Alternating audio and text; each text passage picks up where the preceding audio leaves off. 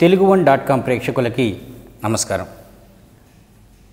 మన Telugu cinema industry 75 ఏళ్ల పండగ చేసుకుంటోంది. ఆ రంగంలో ఒక నటుడిగా, రచయితగా, జర్నలిస్టుగా కాకుండా 50 ఏళ్లుగా తెలుగు చిత్రసీమలో అనేక శాఖల్లో పనిచేసిన అనుభవాలని మనతో పంచుకోవడానికి ఈనాడు ప్రముఖ నటులు, జర్నలిస్ట్ శ్రీ రావికొండలరావు గారు మన స్టూడియోకి వచ్చారు. వారి అనుభవాల్ని ఇప్పుడు మనం తెలుసుకుందాం. నమస్తే రావికొండలరావు గారు. నమస్కారం. ఈ 75 ఏళ్ల సినీ రంగంలో 50 ఏళ్లకు పైగా ఈ రంగంతో ఎంతో అనుబంధం ఉన్న మీరు మా స్టూడియోకి రావడం నిజంగా మా అందరికీ సంతోషదాయకం. సినీ రంగంలో అప్పటికి ఇప్పటికీ ఉన్న తేడాలు, అసలు మీకు సినీ రంగంలోకి రావడానికి ప్రేరేపించిన కారణాలు మా ప్రేక్షకులతో పంచుకుంటారా?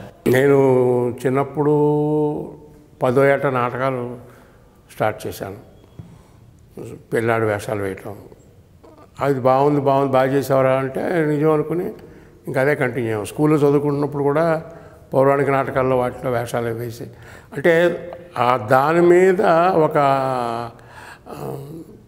కోరిక కలిగింది నటన మీద. సరే ఇదేదో బాగానే ఉందని అక్కడి నుంచి ఇంకా నాటకాలు వేయడం. నాటకాలు వేస్తూ ఉన్న తర్వాత చాలా నాటకాలు చదవటం చేసిన తర్వాత మనమే ఎందుకు రాయకూడదు అని లోపల ఉండేది. కానీ ఒకసారి కాలేజీలో మగాళ్ళతోటే ఒక నాటిక కావాల్సింది, ఆడవాళ్ళు ఎవరు రారు, ఎక్కడ దొరకలే. అప్పుడు మా లెక్చరర్స్ వాళ్ళు ఒకటి రాయి బాగుంటుంది, నువ్వే రాయొచ్చు కదా అన్నారు. అప్పుడు రాశా స్వయంవరం అని ఒక నాటిక. ఆ నాటిక రాసి వీళ్ళ చేత ప్రాక్టీస్ చేయించి స్టూడెంట్స్ వేస్తే దానికి మంచి, అరే బాగా రాసా, హ్యూమర్ అది బాగుంది, కంటిన్యూ చేయొచ్చు కదా అని వాడే అన్నారు పెద్దవాడు. అయితే ఇది కూడా వచ్చనమాట నాకు అనుకున్నా. అలాగా అంటే మనం చెయ్యాలి అని కాకపోయినా ఏదో ఒక ప్రేరణ ఉంటుంది, ఆ ప్రేరణ వల్ల వస్తుంది. నాకు చిన్నప్పటి నుంచి ఈ రచన చేయడం, బాల పత్రిక ఉండేది, అది 1946 నుంచి బాలపత్రికలో, అప్పుడు నాకు 15 ఏళ్ళు 13 ఏళ్ళు 14 ఏళ్ళు అనుకోండి, ఏవో చిన్న వ్యాసాలు అవి రాసి పంపేవాడిని. అవి పడేవి. అంటే మనం రాస్తే వీళ్ళు వేస్తారంటే మనకేదో వచ్చనమాట, మనం పనికి రాకుండా పోలేదే, అయితే మనం ఇందులో కూడా కృషి చేద్దాం. అలా ఒకటి తర్వాత ఏమో నేను 1955-56 ప్రాంతాల శ్రీకాకుళంలో స్కూల్ ఫైనల్ చదివాను, అంటే 11వ క్లాస్. ఇప్పుడు అంతకుముందు నుంచే నాకు అక్కడ లోకల్గా పేపర్ ఉంది, మహోదయ వీక్లీ. అక్కడికి వెళ్ళి సాయంకాలం ఆటకు వెళ్తారు పిల్లలు, ఆటకు వెళ్లకుండా అక్కడికి వెళ్ళి ప్రూఫ్లు దిద్దడం, అసలు ఇదంతా ఎలా వేస్తారు, ఆ ఇంట్రెస్ట్. నాకేం డబ్బులు ఇవ్వక్కర్లేదండి, నేనే ప్రూఫ్లు దిద్దాను అని చెప్పి ప్రూఫ్లు అన్నీ దిద్ది, ఇది అంటే అందులో ఏదైనా అక్షరాలు తప్పులు ఉంటే ఇలా అది కల్టివేట్ చేసుకున్నాను. ఆ చదువుకుంటూనే బంగారు పాప అని ఒక పిల్లలకి పక్షపత్రిక ఒకటి స్టార్ట్ చేశాను.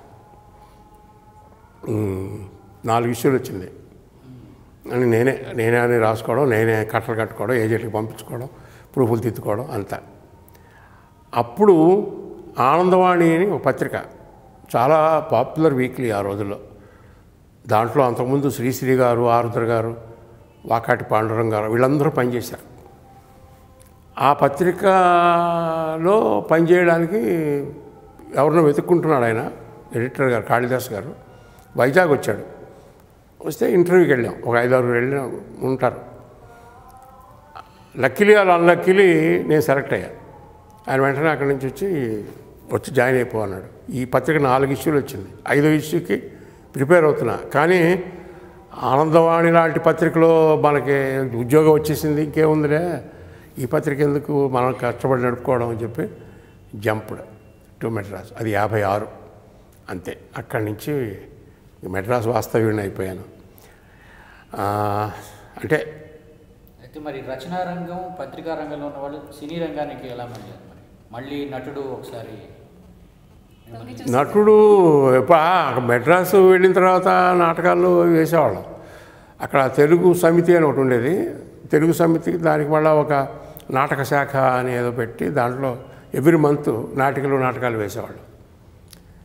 అంటే నాకు ఏది ఎందులో రాణిస్తాము ఏమిటి అని, నేను చిన్నప్పుడు డోలక్ వాయించేవాడిని. వాడిని డోలక్ వాయిస్తే ఎవరైనా మనకేం తెలుస్తుంది, ఆర్కెస్ట్రాలో డోలక్ వాయించాలంటే ఎంత అనుభవం ఉండాలో నాకు తెలియదు. ఒక 2-3 మ్యూజిక్ డైరెక్టర్స్ నేను డోలక వాయిస్తానండి, మాకు చాలా మంది ఉన్నారు బాబు వీళ్ళు, అక్కడ మాకు వాయించేవాళ్ళు చాలా మంది, అయితే దీనికి పనికిరాను. సినీ రంగ ప్రవేశం చేసినప్పుడు తొలినాడులో మీరు ఎదుర్కొన్న అనుభవాలు చెప్పారు. అప్పట్లో మరి అక్కినేని నాగేశ్వరరావు గారు, ఎన్టీ రామారావు గారు, ఎస్వి రంగారావు వీరందరూ కూడా అప్పటికే పేరు ప్రఖ్యాతలు సంపాదించారు కదా, మరి వాళ్ళతో మీ పరిచయం, వాళ్ళతో మీరు సహనటులుగా మీ అనుభవాలు? సినిమా రంగంలోకి దూకాలన్న ఆలోచన లోపల ఎక్కడో ఉంటుంది, బయటికి వెళ్ళా. ఈ జర్నలిస్ట్గానే వెళదాం అనుకున్నా, కానీ ఆనందవాణి పత్రిక కూడా సరిగా నడవలేదు అప్పుడు. ఇందులో ముడపూడి రమణ గారు, బాపు గారు వాళ్ళు ఎప్పటి నుంచో నాకు బాగా పరిచయం. ఆంధ్రపత్రికలో ఉండేవారు రమణ గారు, ముడపూడి రమణ గారు. ఆయన అన్నారు, ఆంధ్రపత్రిక వచ్చేయండి ఇక్కడ చెదురుగానే అన్నారు. సరే అన్న. ఈ లోపల అక్కడ నండు రామోజీరావు వద్దు, ఏదో ఎందుకులేండి మనం పడుతున్నాం మళ్ళీ ఆయన ఎందుకు, ఆయనకి యాక్టింగ్ టాలెంట్ ఉంది కదా, సినిమాలకు వెళ్ళొచ్చు కదా, ఇలా అంటుంటే నాకు నేనే ఏం చేయాలో తెలియని పరిస్థితి అవతల వాళ్ళ మాటలు బట్టి. సరే ఆ తర్వాత ఏమో నరసరాజు గారు నాకు బాగా పరిచయం, డివి నరసరాజు గారు. అప్పుడప్పుడు ఆయన దగ్గరికి వెళ్ళేవాడు. నాకు కాలక్షేపం అంతా పెద్దవాళ్ళతోటే, నాకు నా వయసు ఫ్రెండ్స్ ఎవ్వరూ లేరు, అందరూ వయసు మీరిన వాళ్ళు, నాకంటే బాగా పెద్దవాళ్ళు. అంటే డివి నరసరాజు గారు, లేకపోతే మల్లాది రామకృష్ణ శాస్త్రి గారు, సముద్రాల రాఘవాచారి గారు, ఇలాంటి వాళ్ళే సినిమాకు సంబంధించి. వాళ్ళ దగ్గరికి వెళుతుండేవాడు ఏదో తెలుసుకోవడానికి. ఆత్రేయ గారు. అప్పుడు నరసరాజు గారు అన్నారు, ఏంటయ్యా ఎన్నాళ్ళు నువ్వు ఈ జర్నలిజంలో పడి కొట్టుకుంటావు, నీకే సినిమా ఇంట్రెస్ట్ లేదా? ఎందుకు లేదండి, లోపల చాలా ఉన్నదేదే కదా. మరి అయితే ఓ పని చేద్దాం, ఇక్కడ పన్నులూరి బ్రదర్స్ అని వాళ్ళు స్టూడియో కట్టారు, నేను వాళ్ళకి రాస్తున్నాను స్క్రిప్టు, వాళ్ళు ఏదో యంగ్స్టర్స్ అందరినీ పెట్టి స్టోరీ డిపార్ట్మెంట్ అని పెడదాం అనుకుంటున్నారు, నీకు ఇంట్రెస్ట్ ఉంటే చెప్తాను. తప్పకుండా చెప్పండి అన్న. ఆయన చెప్పారు. చెప్పిన తర్వాత ఆ పన్నులూరి బ్రదర్స్ స్టూడియో ఇప్పుడు లేదనుకోండి, అప్పుడు అక్కడ స్టోరీ డిపార్ట్మెంట్లో 5-6 ఉన్నారు, అందులో నేను ఒకడిని. కాకపోతే అక్కడికి వెళ్ళిన తర్వాత స్టోరీ లేదు, డిపార్ట్మెంట్ లేదు, ఏమిటో చెత్త అంతా పైన పడేసి ఇందులో ఏమైనా కథ దొరుకుతుందేమో చూడు, అందులో ఏదైనా ఇదే పెద్ద ఇంట్రెస్ట్ కనిపించలే. ఈ లోపల సినిమా షూటింగ్ స్టార్ట్ అవుతుంది. శోభ, పన్నులూరి బస్, ఎన్టీ రామారావు, అంజలిదేవి హీరోయిన్, కమలాకర కామేశ్వరరావు గారు డైరెక్టర్. సో ఆయనతో చెప్పాను, నాకు ఇది నేను మీ దగ్గర అసిస్టెంట్గా కూడా చేయాలని ఉందండి. తప్పకుండా రైటర్స్ కావాలి, అసిస్టెంట్స్ అయితే చాలా బాగుంటుంది, మరి ప్రొడ్యూసర్ గారు ఏమంటాడు, నేను చెప్తాను అన్నాడు. ఆయన పిలిచాడు, పిలిచి నువ్వు జీతం అడగకుండా ఉంటే అది చెయ్యి, నాకు అభ్యంతరం లేదన్నాడు. ఎక్కువ జీతం అడగకుండా, ఏమొద్దండి ఈ జీతం చాలు, 100 రూపాయలు జీతం నాకు నెలకి, అదే జీతం వేరే పని, నాకు ఇంట్రెస్ట్ ఇక్కడ ఉంది కదా ఇష్టమైన పని. అక్కడేం లేదు పెద్ద చేయడానికి, పెద్ద పని అంటూ లేదు అక్కడ. ఒక 2 పక్కల టైప్ చేసిన ఒక టావు కాగితాలు ఇంగ్లీష్లో, స్పేసింగ్ కూడా లేదు, ఒకదాని అక్షరాలు కొట్టేసి ఒక కథ ఇచ్చాడు. ఈ కథ సినిమాకి పనికొస్తుందో లేదో చెప్పు, నువ్వు దీన్ని చూడు అన్నాడు ప్రొడ్యూసర్ గారు. అది చదివా, ఫోక్లోర్ కథ. అది చదివితే సువర్ణ సుందరి, పాతాళ భైరవి, ఆ సినిమాలు ఈ సినిమాలు ఇవన్నీ గుర్తుకొచ్చాయి, ఇన్సిడెంట్స్. 2 పేజీలే. ఏంటి ఎలా ఉంది, ఫ్రాంక్గా చెప్పు, టెల్ మీ ఫ్రాంక్లీ, అబద్ధం చెప్పకు, నాకు కోపం వస్తుంది. చదివాను, ఎలా ఉంది, అలా గట్టిగా అంటే నిజం చెప్పమంటారా అబద్ధం చెప్పమంటారా, పాతాళ భైరవిలో రామారావు లాగా. అబద్ధం ఎందుకు చెప్తాను, ఏం చెప్పు ఏంటి.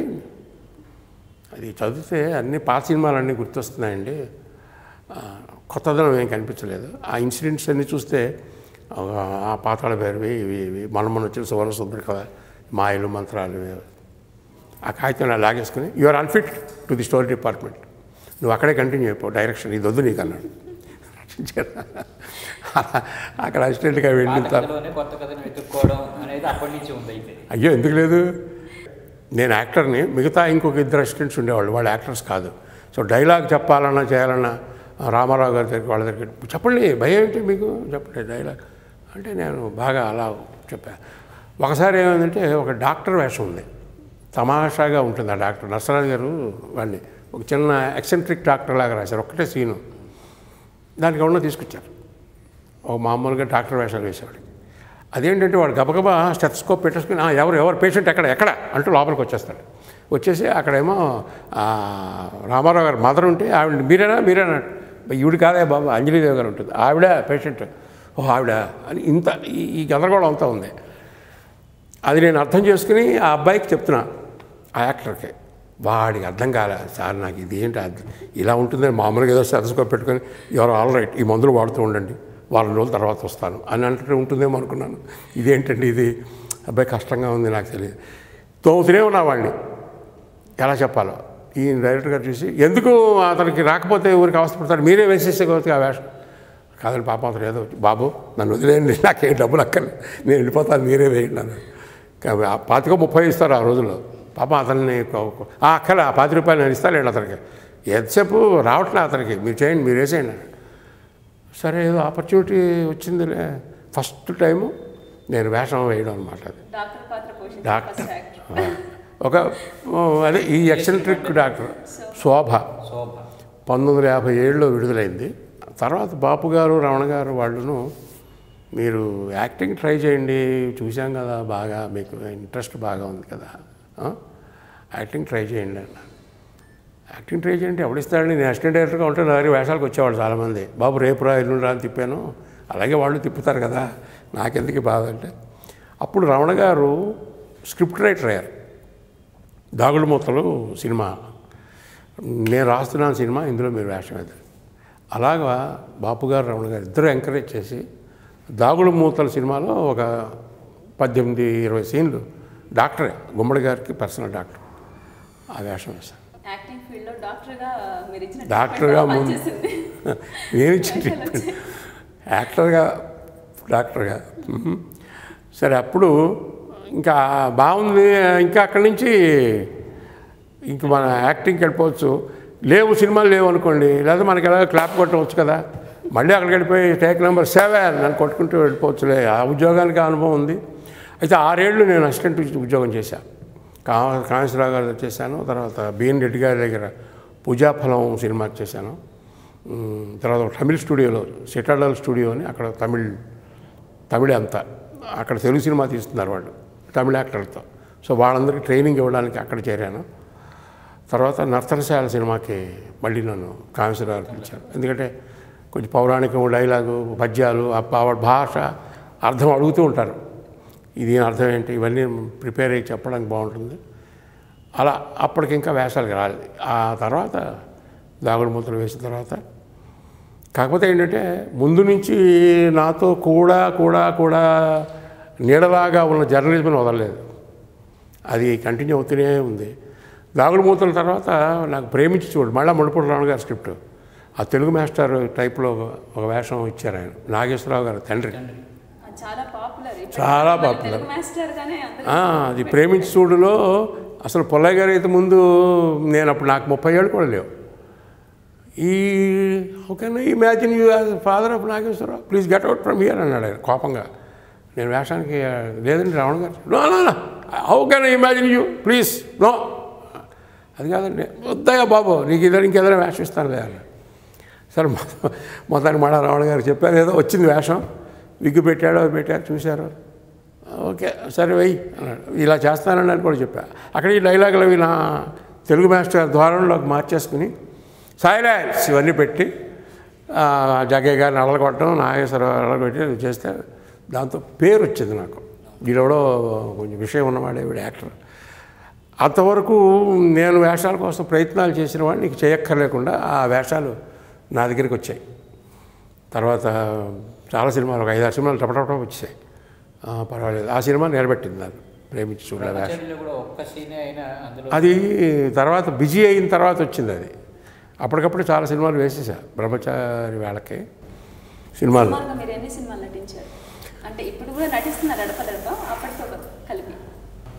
350 సినిమాల వరకు లెక్క పెట్టాను. తర్వాత అనవసరం లెక్క పెట్టుకోలే, దగ్గరగా ఇంకో 25-20 చేరుంటాయి. మీరు మాయాబజార్ మల్లేశ్వరి రెండు కలిపి అక్కడ సెట్లో జరిగిన విషయాలన్నీ కలిపి ఒక నవల రాశారు, మాయాబజార్ మల్లేశ్వరి అని. అప్పుడు మాయాబజార్ కూడా మీరు వర్క్ చేశారు. అయ్యయ్యో, మాయాబజారు తర్వాత తెలుసుకున్నా. ఇప్పుడు మాయాబజారు రచయిత పింగళ నాగేంద్రరావు గారు ఉన్నారు కదా, వీళ్ళందరితో నాకు సాన్నిహిత్యం బాగా వచ్చింది. నాకు పొద్దున్న నాకు ఫ్రెండ్స్ ఎవరు సాయంకాలం పూట తిరిగేవాడు కాదు. అసిస్టెంట్ డైరెక్టర్గా ఉన్నప్పుడు నరసరాజు గారింటికి, లేకపోతే పింగళ నాగేంద్రరావు గారింటికి, మళ్ళా రామకృష్ణ శాస్త్రి గారు, నర్తనశాల పనిచేసినప్పుడు సముద్రాల రాఘవాచార్యులు గారు వాళ్ళతోటే, ఎందుకంటే వాళ్ళు సాహిత్యంలో ఉద్దండులు, మనకేమొచ్చినో ఏం రాదో తెలియదు, కానీ వాళ్ళతో కూర్చుంటే మనకు చాలా విషయాలు తెలుస్తాయి కదా, అందుకని అక్కడికి వెళ్ళి కూర్చునేవాడిని అలాగే.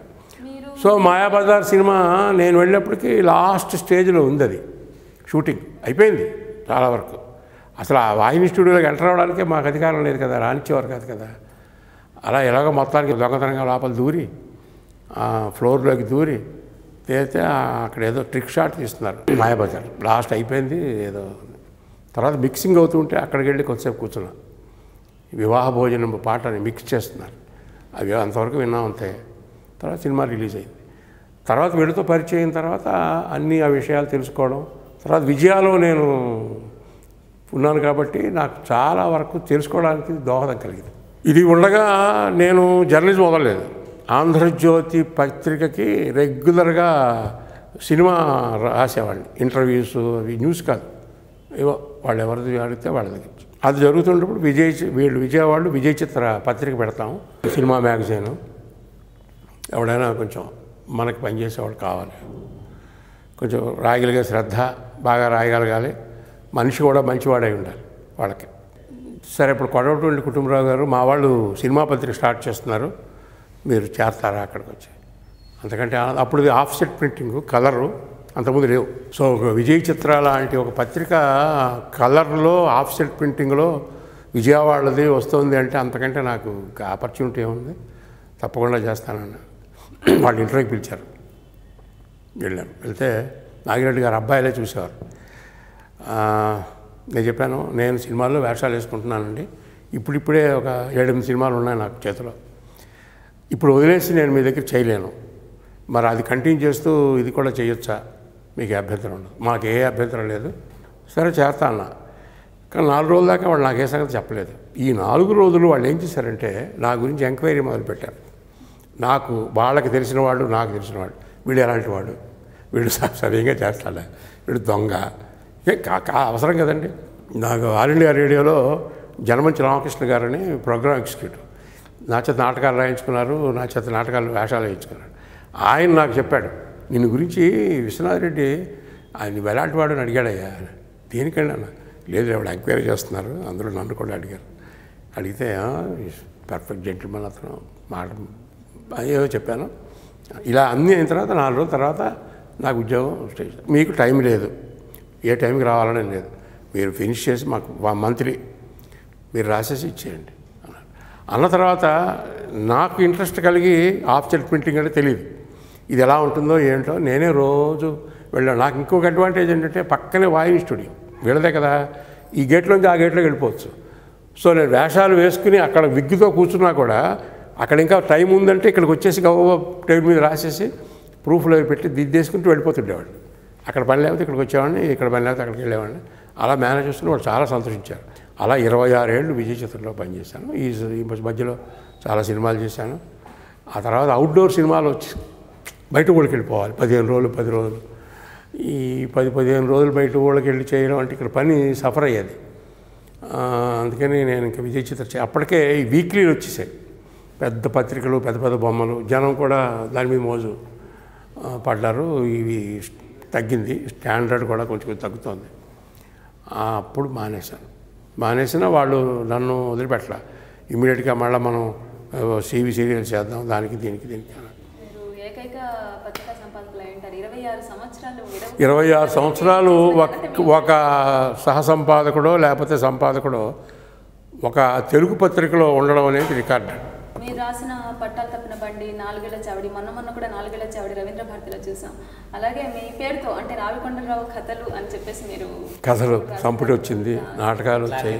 మరి ఈ నేపథ్యంలో మీరు పెళ్లి పుస్తకం సినిమాకి మంచి కథ అందించి ఇప్పటికి కూడా అది ever green subject and story, Nandi award gold Nandi award కూడా వచ్చింది దానికి. ఆ తర్వాత మరి మీరు కథలు ఎందుకు అందించలేదు సినిమా రంగం? మన కథలు సినిమాలకి ఇప్పటికి రావాలని ఉద్దేశం. ఇప్పుడు వచ్చిన సినిమాలకి కథ అక్కర్లే, పైగా వాళ్ళు కథతోటే వస్తాడు నిర్మాత, వాడే అక్కడ ఏదో కథ అనుకుని ఆ కథతోటే వచ్చి ఈ కథే తీస్తూ ఉంటారు. అంటే ఇక్కడికి వచ్చి కథలు అడగడం అనేది ఇప్పుడు పోయింది, ఇప్పుడు లేదు. మన దగ్గర కథ ఏదైనా ఉన్నా చెబితే వినేవాడు లేడు, మన కథ వాడికి అలాగే పలికిరాదు. అంచేత ఇప్పుడు ఏదో బాపు గారు రమణ గారు కాబట్టి అది కూడా ఆ కథ నా దగ్గర చాలా కాలం ఉంది అప్పటికే. ఎవరో వాళ్ళు తీస్తా ఉన్నారు, మళ్ళీ జరగలేదు, మళ్ళీ ఇంకెవరో డివిఎస్ రాజు గారు చేద్దామన్నాడు, మళ్ళీ జరగలేదు. అలా వస్తూ సడన్గా ఒకసారి రమణ గారి కథ ఏదో ఆలోచిస్తున్నాం అంటే నా దగ్గర ఒకటి ఉంది చెప్తా వినండి అంటే, అది ఓవర్ నైట్ వెంటనే ఆయన బాపు గారు చెప్పడం, పొద్దున్నే మీ కథ ఓకే బ్రహ్మాండంగా ఉంది, రండి మనం ఓ 15 రోజులు హాయిగా కూర్చొని డిస్కస్ చేసేది, వచ్చేయండి అన్నారు. అలా ఓవర్ నైట్ వచ్చేసింది అది. అంతకుముందు 3 ఏళ్ల నుంచి మన ప్రయత్నాలు చేసిన అప్పుడు దానికి వచ్చిందనమాట. రావడం కొన్ని గంటలు, ఏ నిర్ణయం అలాగే జరుగుతుందని అప్పుడు అనుకున్నా. సరే వాళ్ళు బాగా ప్రొడ్యూస్ చేశారు, బాపు గారు బాగా తీశాడు. నా వేషం కూడా దాంట్లో ఆ డిస్కషన్లోనే, కొండలవారి వేషం మీరు ఎలా చేద్దాం దీన్ని అంటే, ఒకసారి అక్కడ మీటింగ్లో అంటే ఇన్స్పిరేషను నాకు బయట వాళ్ళని చూసి ఇన్స్పిరేషన్ అండి ఎక్కువ. నా వేసిన వేషాలు కూడా ఓ స్కూల్ మాస్టరు లేకపోతే ఒక ఎవడో నసగాడు దొరుకుతాడు, ఏంటి బాబు చూడు ఇదిగో ఇలా అని ఇలా ఉంటారు కొందరు, అలాంటి వేషాలు. అంటే వాళ్ళందరూ మన రియల్ లైఫ్లో దొరుకుతారు. అలాగ ఒక్కొక్కరిని తీసుకుంటూ ఒక మీటింగ్లో ఒక ఆయన మాట్లాడుతుంటే ఒక ఆయన కరెక్ట్.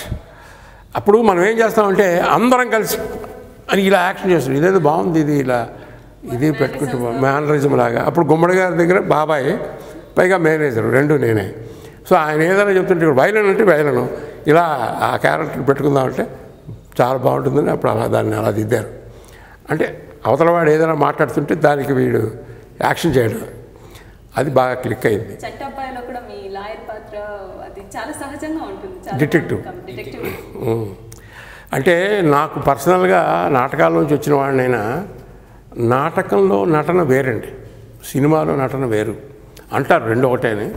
బేసిక్గా నాటకం పునాది, సినిమాకి ఆ నటన పనికిరాదు. మీరు పాత సినిమాలు చూసుకుంటే ఆ వేమూరి గగ్గయ్య కానీ వాళ్ళు కానీ ఆ రోజుల్లో పెద్దగా మాట్లాడటం, బాగా లాగి సంభాషణ చెప్పటం, న్యాచురాలిటీ ఉండదు, వాళ్ళకి అలవాటు కాదు.